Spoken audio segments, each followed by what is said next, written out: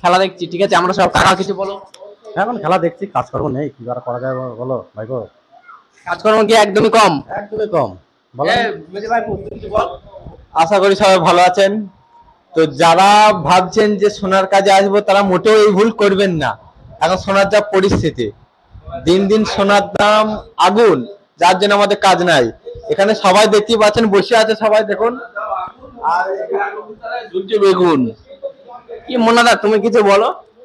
আর কি বলবো দাদা, এই তো কাজের অবস্থা, যা কাজের অবস্থা।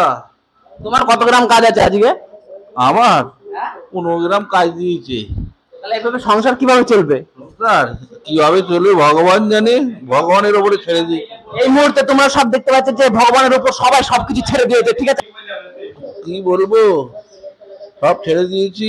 যা হবে কপালে যা লেখা আছে তাই হবে, এতে তো আর বেশি কিছু হবে না। কপালে যদি লেখা থাকে। আচ্ছা মোনাদা ঠিক আছে, তাহলে মাহিদের জন্য একটা কথা ছিল, ঠিক আছে? সত্যি কাজের অবস্থা খুব খারাপ, ঠিক আছে? কাজের অবস্থা খুবই খারাপ। তো তোমরা যদি তোমাদের কাছে যদি কোথাও কন্টাক্ট থাকে কিংবা আমাদেরকে একটু জানাবে, কারণ আমাদের এখানে 4-5টা ছেলে পেলে আছে, ঠিক আছে?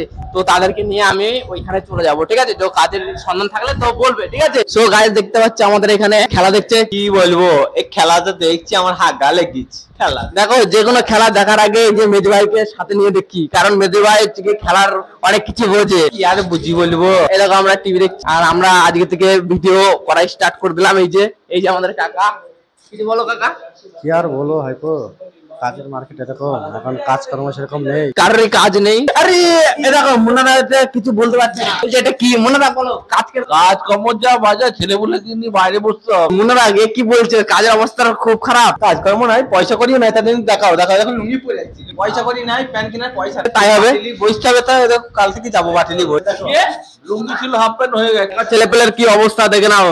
এই যে আমাদের ঘরের এই যে কাজের অবস্থা দেখো, দেখো কি সব বলছে, চুল কাটতে পারছে না।